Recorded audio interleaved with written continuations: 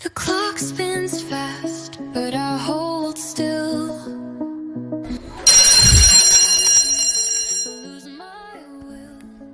It was a typical Monday morning, and Sophia was walking to her first class when she saw him. Alexander Blackwood, sitting alone in the school courtyard, his face buried in a book, completely oblivious to the world around him.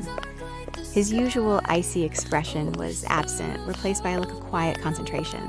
Sophia, never one to shy away from a challenge, found herself drawn to him. She had heard the rumors. Of course, everyone knew about Alexander's cold exterior.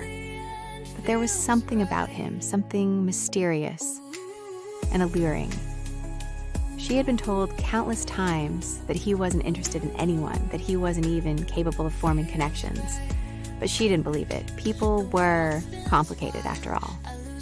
Sophia approached him with her usual confidence. You know, I thought I'd see you here. The perfect place for someone who's allergic to social interaction. I'm not interested. I wasn't asking. I just thought you might enjoy some company. I enjoy solitude, thanks. Is that so? How boring. I can't imagine living a life without excitement. I don't need excitement. I need focus. Focus? You really are the serious type, aren't you? I'm not interested in your games. Don't worry. I don't play games. I'm just here to enjoy the view.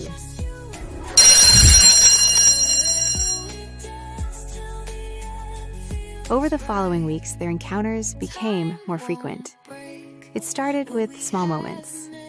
Sophia would find him reading his book in the same spot, and she would sit beside him, offering him company even though he never asked for it.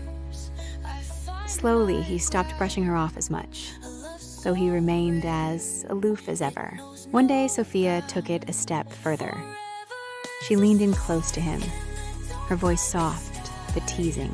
You know, you're not as scary as they say. Alexander didn't look up from his book, but the corners of his mouth twitched ever so slightly. I'm not trying to be scary. I just don't have time for people. Too busy with your empire? Something like that. Why are you here?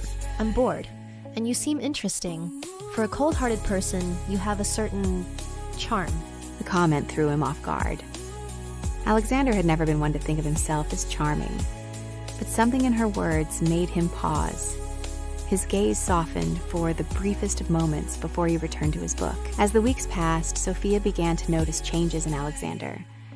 He started responding to her teasing with a little more humor, his cold facade slipping just slightly. They would share brief but meaningful conversations, and Sophia realized that beneath his icy exterior, there was more to Alexander than she had first assumed. He was brilliant, passionate about technology, and had a dry sense of humor that not many people saw. It wasn't long before Sophia found herself wondering if she was the only one who could reach him. Despite his coldness, she could sense a warmth hidden deep beneath the surface, something raw, something real. But she was also aware that it wasn't going to be easy to break through the walls he had so carefully built around himself. I know you don't do relationships, Alexander. Sice, but I think you're worth getting to know. I see something in you that others don't. Don't need anyone to make me feel complete. I'm not trying to make you feel complete. I'm just trying to make you feel something. There was a long pause. Alexander's expression softened just slightly, the walls in his eyes flickering with doubt. For the first time, Sophia saw something other than coldness, something human, something vulnerable.